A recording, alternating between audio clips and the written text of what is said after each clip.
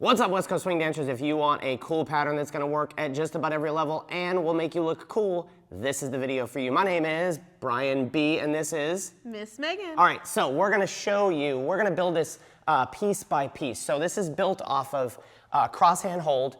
We're gonna just simply prep your follower, roll her in, and anchor her. That's level one, right? We're just gonna walk, prep her in, roll her to that foot, and anchor her out. Then we're gonna up the ante with a rock and go.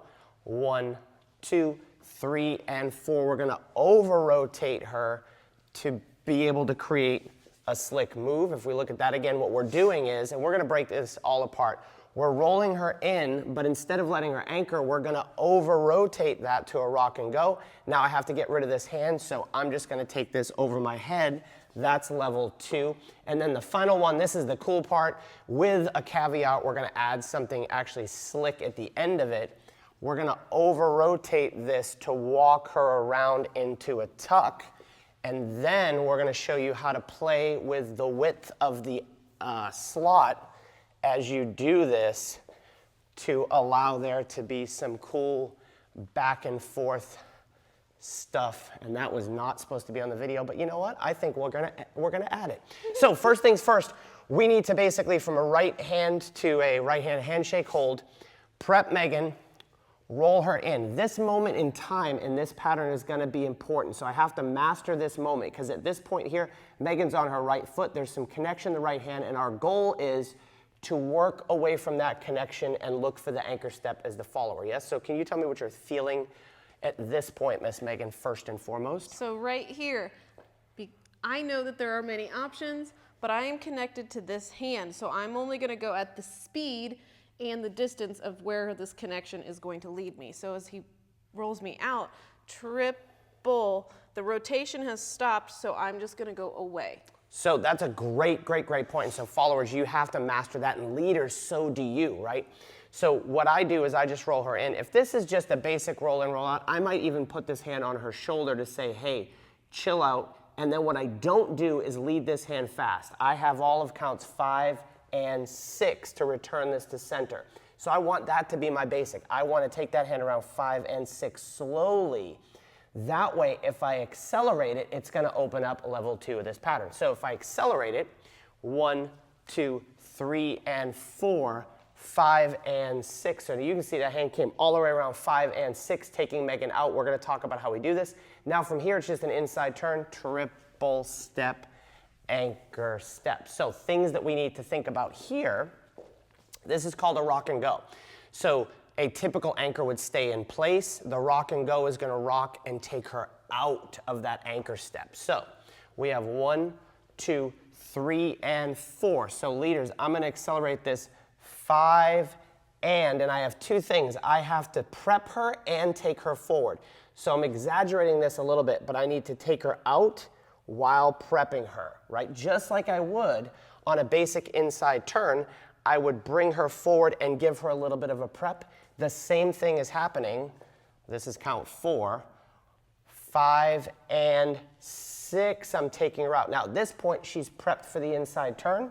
So from here, I'm going to take this. This is my target. I'm going to cut the hand in between us, over her head, over my head. And if you're not sure how to do that, baby step yourself with a handshake hold. Over her head first, over my head. Now sometimes, we did a turn video that's going to come out sometime around this, but sometimes the turn of the follower isn't exactly where I want it to be, so I'm going to move a little bit.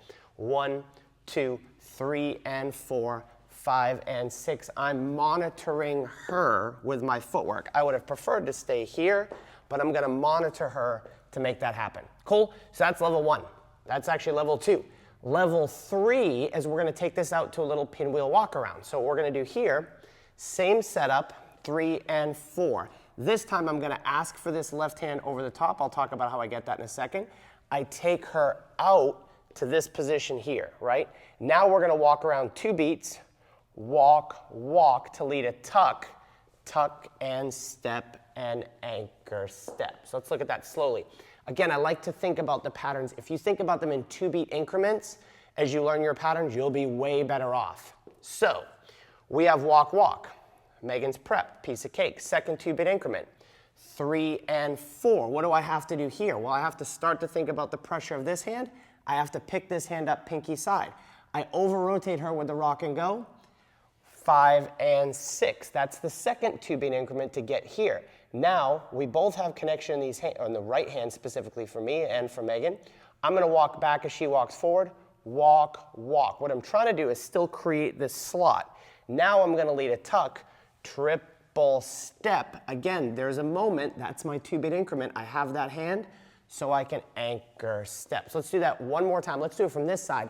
And then I'll show you how we use the last 2-beat increment to create that cool wide slot. So, first 2 beats, 1, 2. Roller in, 1 and 2, picking up the hand. Next 2 beats, 1 and 2. I've taken her out into the rock and go. Next 2 beats are walks, 1, 2. Then we dance the tuck, 1 and 2. There's that moment in that hand, and you can see right now that we're pretty lined up in the slot, and we're going to anchor right there. But what if I didn't stay lined up in that slot and I allowed the hand to move over? Check this out. We need a little room because the slot's about to get fat. 1, 2, 3 and 4, 5 and 6, 7, 8, 9 and 10, 11 and 12. So what I did was, in that tuck, I allowed her to go this way, and then we return. So this is still my slot, and more or less we're going to return to it, even as we dance just basic patterns. You know, we might meander ourselves out of the slot, but return. So the same thing's going to happen here. 1, 2, 3 and 4. We stop there. 5 and 6. We walk 7, 8. Now here, if we count, this is the slot, right? If I tuck this hand and leave it here, we're both going to be pretty much in the middle of the slot. But if I tuck this and I keep pulling the hand this way, triple step, and I allow her, you can see my hand's not here, it's there.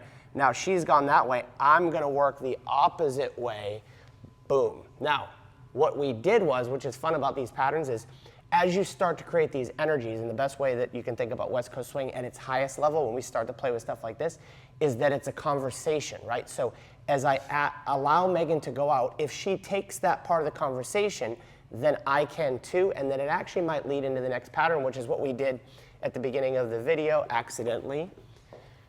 We did this accidentally just because of the feel of what we were doing. Boom, boom. We tucked that way, and I went so far back that I almost felt like I'd moved so far across, not in my standard anchor position, that I felt like, shoot, I need to lead something behind my back. And you can lead a behind the back whip. So let's just cover that real quick since we're here. So behind the back whip, it's literally a whip, right? It's literally a whip that I'm leading behind my back. So my right hand has to lead the whip, 3 and 4, 5, 6, 7, and 8. So if you want to see a couple of patterns you can do off of that behind the back whip and some variations, you can watch these videos right here. And if you haven't yet, check out our website. It's the coolest thing we've ever created for West Coast swing dancers. You can try it 14 days here. I promise it will help you improve your confidence and look better on the dance floor. We'll see you in the next video.